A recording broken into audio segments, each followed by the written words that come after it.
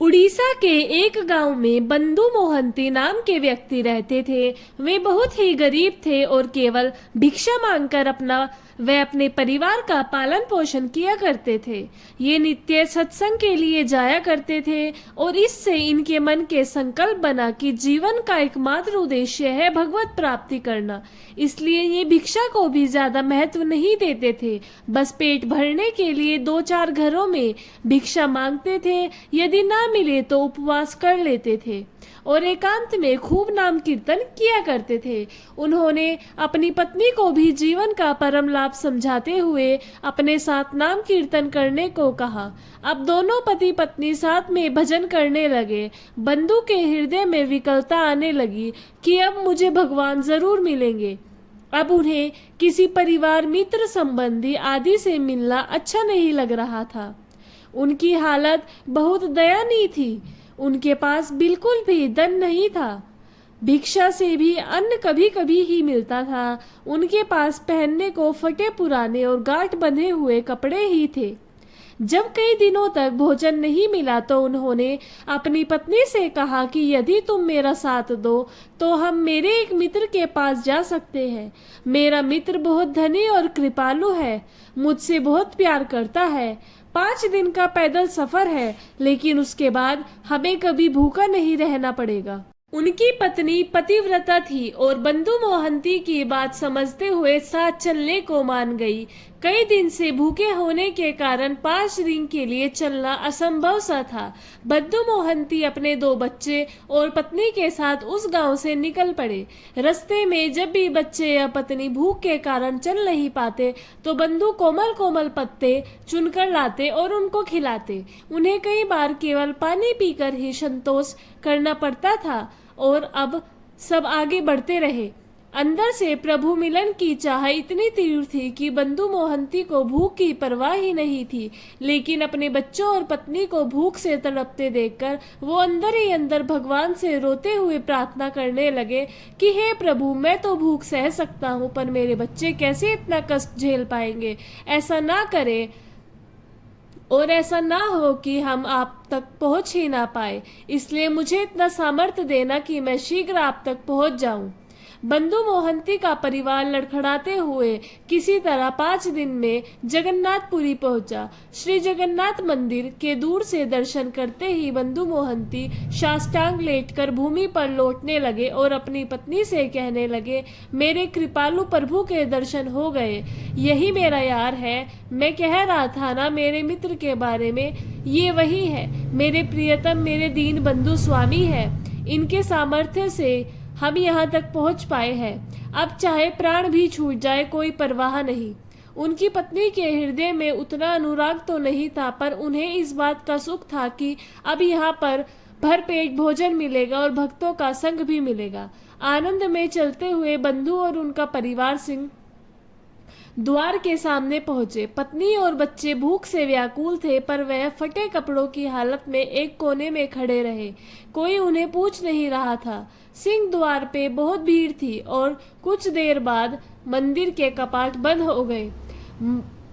बंधु ने पत्नी से कहा कि मेरे मित्र से बहुत लोग मिलने आए हैं ना, इसलिए धैर्य रखो। अभी हम पीछे की तरफ चलते हैं। वह सब मंदिर की दक्षिण की ओर, जहाँ जगन्नाथपुरी जी के प्रसाद का धोवन, प्रसाद वाले पात्रों को धोने के बाद निकला जल निकलता है, बैठ गए।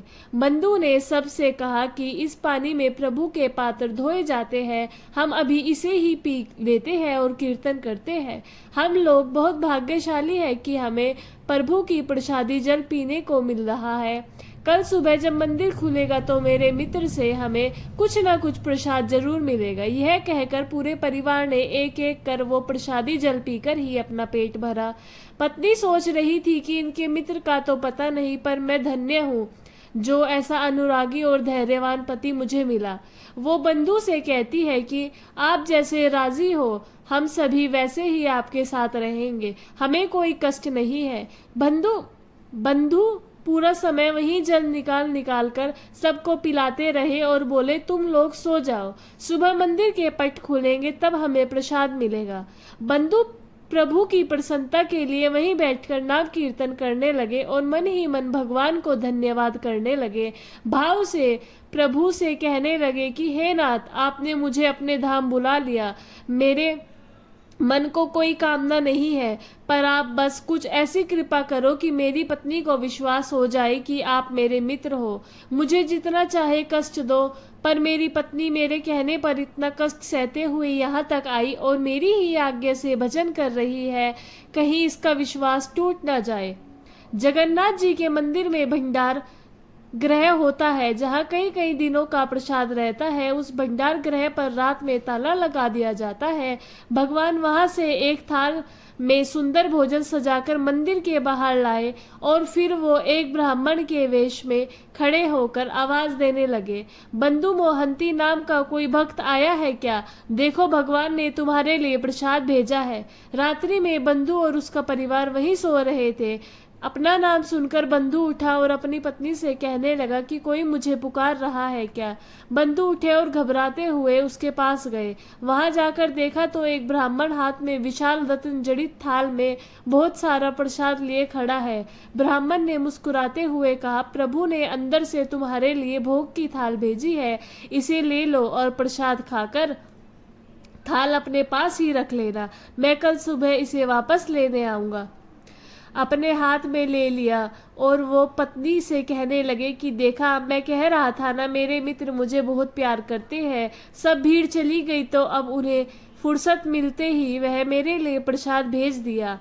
यह कहते कहते वो एकदम आनंदित होने लगे। आज कई दिन बाद पूरे परिवार ने उस प्रसाद से भर पेट भोजन किया। प्रसाद खाकर बंधु ने विचार किया कि इस थाल को अभी कहीं पहुंचा नहीं सकता, तो उन्हें अपने फटे कपड़ों से ही उसे लपेटकर अपने सिरहाने रख दिया।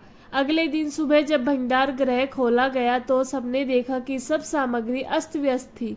भोग का थाल गायब था और प्रसाद भी बिखरा हुआ था। इतना बहुमूल्य थाल गायब होने पर सब हैरान थे। कुछ लोग थाल ढूंढने बाहर निकले। नाले के समीप उन्होंने देखा कि रत्नों वाला थाल एक फटे कपड़े से बंधा चमक रहा था। हल्ला मचने लगा और सब सेवक बंधु मोहंती को मारने पीटने लगे। जब सब कहने लगे कि यही चोर है, बंधु की पत्नी रोने लगी और बोली कि कैसे मित्र है तुम्हारे, रात में प्रसाद खिलाते हैं और सुबह पिटवाते हैं। तुम तो कहते थे बहुत कृपालु है। उधर बंधु को जैसे ही थप्पड़ पड़ता है वो जय जगन्नाथ कहने लगता है।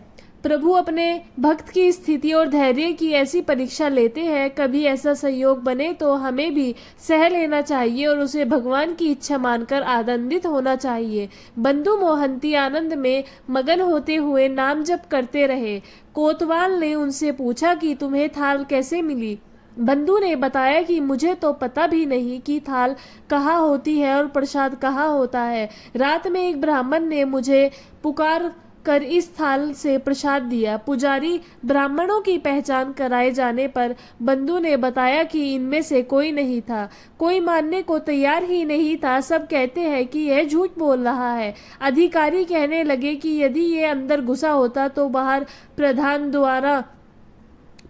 द्वार की ताला टूटा होता। ये थाल और प्रसाद लेने के लिए अंदर कैसे जा सकता है? उधर भीड़ बंधु को नीच दृष्टि से देखने लगी। सब कहने लगी कि देखो, ये गरीब कैसे जगन्नाथ जी के मंदिर में चोरी करने से नहीं रुका। बंधु मन में हंसने लगे और प्रभु की लीला को देखकर हंसने लगे। वह अपनी पत्नी की दशा देखकर प्रार्थना करने लगे कि प्रभु, मुझे तो आपकी हर चाल पता है, लेकिन आपकी कृपा से मेरी पत्नी को अविश्वास मत होने देना।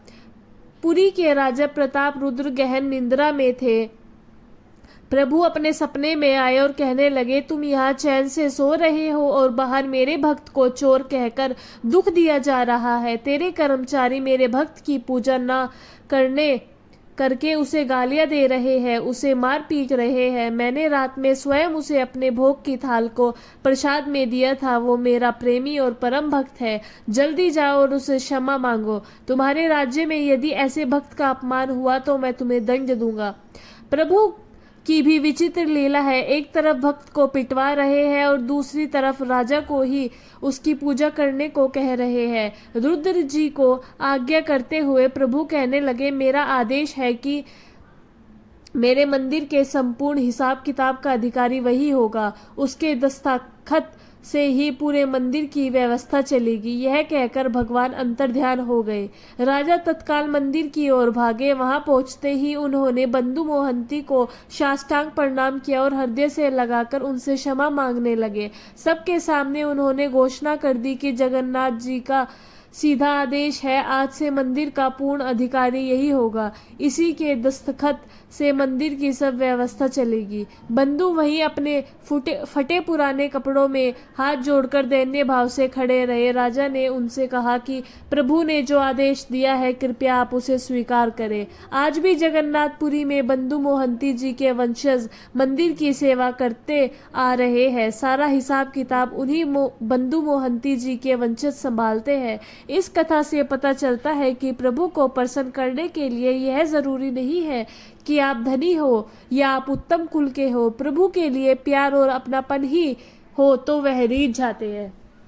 प्रभु भक्तों, ये थी आज की वीडियो अच्छा लगे तो लाइक करें, चैनल को सब्सक्राइब करें और आप सभी को राधे राधे। जय श्री राधे कृष्ण, जय जगन्नाथ।